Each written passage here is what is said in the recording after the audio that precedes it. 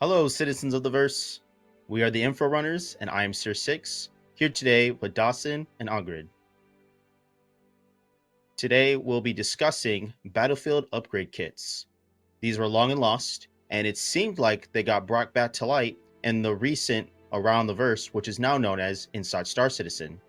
So, Dasein, can you please kick it off by describing to our fellow viewers what a BUK is, because we have new viewers and might not even know what these were because they were here really long ago. So please. Yep. Battlefield upgrade kits were back when Star Citizen was really truly modular in the modular sense. You're not just swapping out coolers, parts, guns, little bits of flavor. You are actually fully changing the functionality of your ship. So if you have a Warden, your base model, you can then go, well, I don't want a long-range fighter. I need something for e-warfare. Boom. Slap that in. And then later on, you need to actually have that adaptability to go and do some bombing. Boom. Slap that module in. It allowed you to pop in modules and do different things based on the situation. It gave flexibility. And that's really where BUKs are kind of important. Yeah, so one thing that was part of the original BUK system was just the Warden, the Harbinger, and the Sentinel. The Hoplite wasn't part of that original concept, though. So do you guys think that since the changes for the Warden itself is getting geared toward a Hoplite, fuselage or frame, that the Hoplite's now going to be, if we get BUKs back, it's going to be a BUK itself. So then if you have, like you said, a Hoplite, you can then turn into a different ship. Yeah, well, I'd go with the yes on that. Like when they originally built the Hoplite, it was because they needed a ship that would be able to fit into the Javelin. The Redeemer. Oh, really? The Redeemer was originally designed to be in the Javelin hangar bay. It was designed so that the Javelin could actually have its Marines go and do missions. The Redeemer is no longer a dropship; it's a gunship. But even at that time, there were so many problems with the Redeemer that they needed a new ship, and so they seem to have created the Hoplite to fill that role. And it's the only one that fits into the Javelin hangar bay. So you've got the Valkyrie, which is too wide and too long. You've got the Prowler that's too big as well. This is the only one that actually fits in. So that for Vanguard is an ace in a hole for a cargo ship. Well, not cargo ship, but troop ship. And originally when they redesigned it, you compared the ramp was different size, the inside it just didn't work. It clearly was a separate frame. By building all the four modules in the rework to the same exterior shape, it does actually give hope that this modularity system that will come in will actually work with the Hoplite as well as the Warden. And so that actually gives an indication of possibly greater versatility. And I thought on ISC, when he was going through the different modules and he was saying, hey, this is what we're doing on the Warden, he did actually very quickly go through the different insides of the others as well, including the Hoplite. And the designer was saying, and this is to give that modularity that people want. So I actually think it actually adds to the Hoplite rather than taking anything away if this is true, which is a great thing for everyone. Well, It bodes well for the future of Star Citizen because there are several ships which have had modularity in them, but only a few specifically have any actual specified this is what your module is. Because currently you still have things like the Caterpillar, the Carrack out there that don't have any knowledge on what specifically is going to be there. There's some theories, there's some bits and pieces that they've talked about, but nothing concrete. And this really gives hope that they're going to be keeping with a little bit more interesting modularity and possibly moving on to the future with modularity into other ships. Yeah, whereas at the moment we've got both the BUKs for the Warden, the pods, the attachments for the Endeavour, and the pods for the Retaliator is the only real modular parts for changing an interior of a ship. And in a sense, because they sold those and people have got them in their inventory, they're kind of locked into having to do that. But having and they had seemed to drift away and try and pull away from that with the Warden, but that's why the ISC episode really does give hope, because the hints seem to be they were still aiming to give that variety and ability to swap those modules out. So that's what bodes well. And in terms of the other ships, if they sell those modules, they kind of again lock themselves in. They don't give themselves the freedom to be able to do the modules that they actually need or want at a later point. So, but I think it bodes well. It allows them to fill holes. Yeah, one small thing that I have to agree with you about, Algared, is the fact that people like me who weren't even aware of the battle upgrade kits when they came out, because I was too focused with life at the time being, I just bought a Warden, an LTI Warden, I called it a day. And I wish I would have known and bought all of them at the time being, because if they come back to light now, I would have saved more money instead of buying the ships themselves. Because now I don't even have a Warden, I have a Harbinger and I have a Sentinel, both LTI. So if I would have known, I would have got those, and I could have had all of them with the Battlefield upgrade kits. So I wish I would have known back then.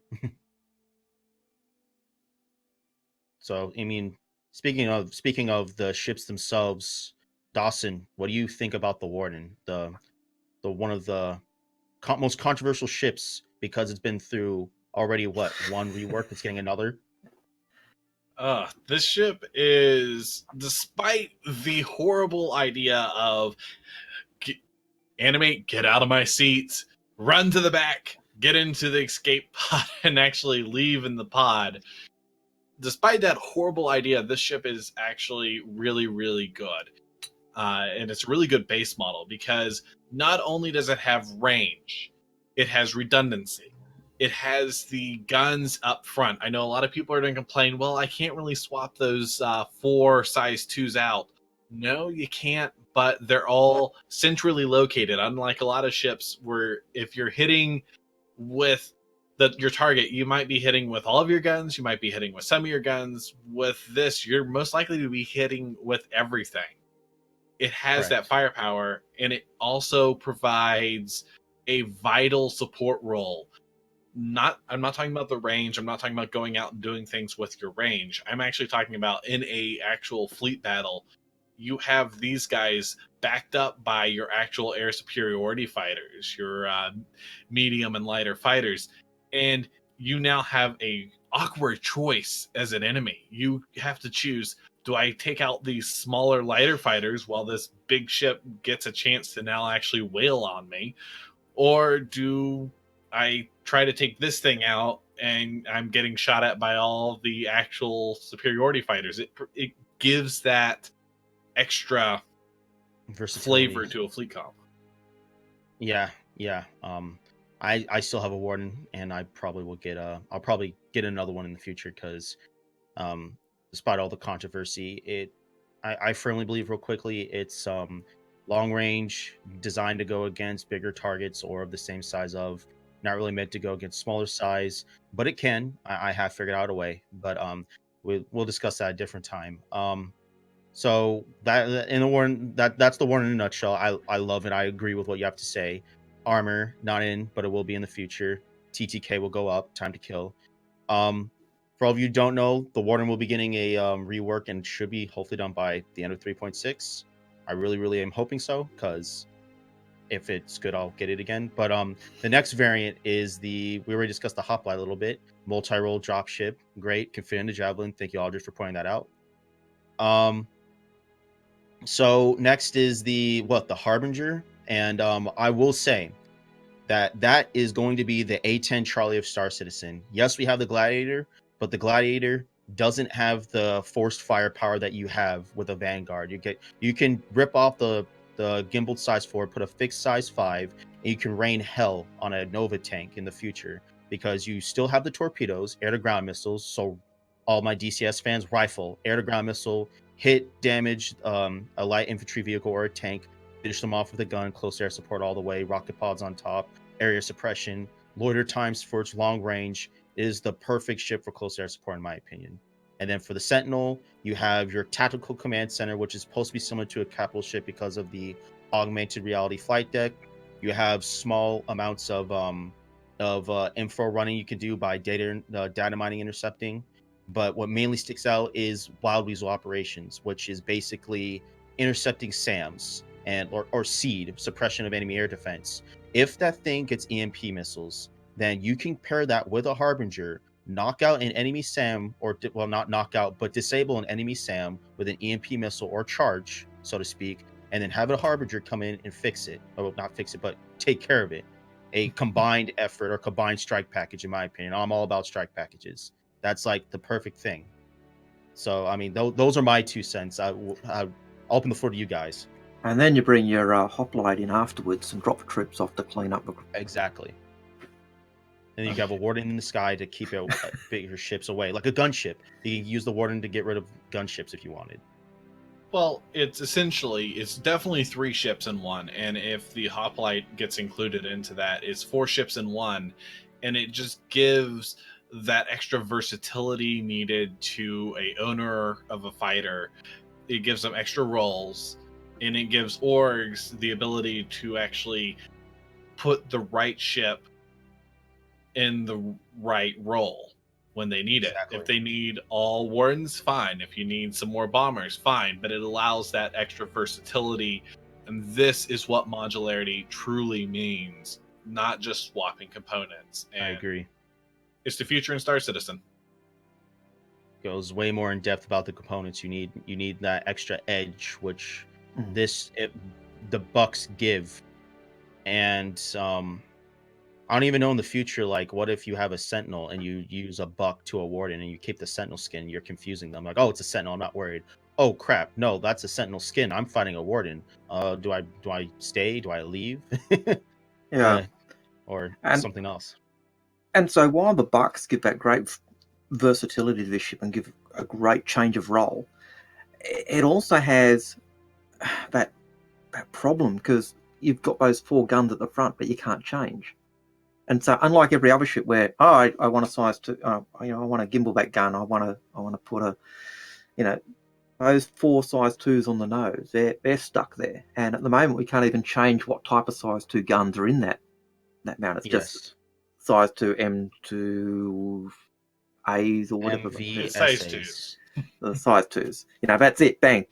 4 size 2 energy weapons. That's what it. But they still pack a punch. They pack a punch, and the advantage is, even though it's a disadvantage, you can't change them. The advantage is you've got the stock frame, and every Warden has them. The Hoplite has them. The Harbinger has them. The Sentinel has them. Even Yep. And so whichever ship's got it is going to be able to give out that damage downrange using those plus the size 6 or size 5. So it's not all roses, but it's still looking pretty 4 sweet. or 5. Yeah, 4 or 5, not size 6. Oh, okay. Hey, I dream. I wish. Dream all the while. But I will have to say, the other big thing about this ship is, unlike your Hurricane, this ship actually is going to take the heavy firepower without having to have a second person and having survivability to take out those medium-sized ships. And if you run into smaller ships, I'm going to have to say Seer has a really interesting strategy, which I absolutely love. We'll talk about it another time. Okay, fine. I was gonna save this for my. Oh, dang! No. Okay. Hear me out. I was gonna save it for. I have my little guide in the series called an Avionics Technician's Guide, where I go into like I do a deep dive discussion on a ship, and I go over everything I possibly can. But I'll say it now. If you guys know how missile racks work, hear me out. If you know how they work, guys, you can fit 32 size 1 missiles on the Vanguard Warden. So I have 3 different loadouts. I fit 4 size 4 missiles on my Vanguard, which is roughly a little bit over 5k DPS per missile. I fit that on if I'm going against a ship that is equal size or higher. So I'm taking out a Connie, a Retaliator. I put 4 size 4 missiles on there, and I put a fixed size 5. If I'm going to the unknown, I put size 2 and size 3 missiles, and I leave a gimbaled Gatling gun or a gimbaled like a cannon, not the cannon, but like the C788. It's a funny looking cannon, but I use that because it can pierce. It's an armor piercer, so it does really high DPS. And if I'm going against the small ships, medium fighters and small fighters, 32 size 1 missiles, gimbaled size 4 because I cannot outturn them. So I need that little extra reach, and I'm a mouse and keyboard user, so it doesn't hurt me at all. And I go to town because psychologically, they don't know you have size 1 missiles. They just know you have missiles. And if you keep shooting them, they're going to be like, whoa, what the heck? So I mean, it works. If I get into a fight with a smaller fighter, I still have leverage. I keep range, decoupled, burn away, flip around, and I just spam them with a couple of missiles. And if they fly toward me still, I use the laser cannons combined with my ballistics, and I try to hurt them. And if I can make them lose a wing or lose mobility, then I already know I got him. So that's just my little strategy. People will think it's cheap because all missiles, but hey, it's combat. And in Star System, when you're in a fleet engagement, if you need, not if you need, when you're in fleet combat, you're going to get the job done as fast as possible. And so you guys might think Seer is cheap, but if I'm in a fleet battle and I need to get rid of a light fighter and I have my Vanguard in that loadout specifically, you damn well believe I'm going to take out that fighter. Even if you're not doing fleet combat, even if you're just doing a dogfight, even if you're flying somewhere and someone comes out of the blue, it's either you or them. Yeah, I know. I'm not trying to lose my ship. Permadeath. I mean, if there's permadeath in the game, you're not going to want to just be like, oh, well, let's give him a fighting chance. Yeah, bugger that. No, a Warden, in my opinion, a Warden's designed to be, am I going to fight a Warden or am I just going to leave it alone? That's how I look at it. But, it's been through a couple of reworks, so hopefully this time it just gets restored to its former glory. I really hope so. It may not. Battlefield upgrade kits may not be implemented, but it just, all the signs, all the stars are just lining up, and I'm really like crossing my fingers because we need modularity. Go ahead. I was just gonna say to our audience, what do you think? I mean, are we completely wrong? Is modularity going to be becoming more of a thing again, even though they've been backing away from it, or are they just gonna fulfill their base promises and step away from it? I'd like to know. We do read your comments. We don't necessarily have time to respond to all of them, but we do read them. I try my best. So, if you like the show, you know what to do. Hit that like button. If you don't like it, again, you know what to do. Just be respectful. And, yeah, on that note, we're out of here. Take care. Good one. Check us out on Discord.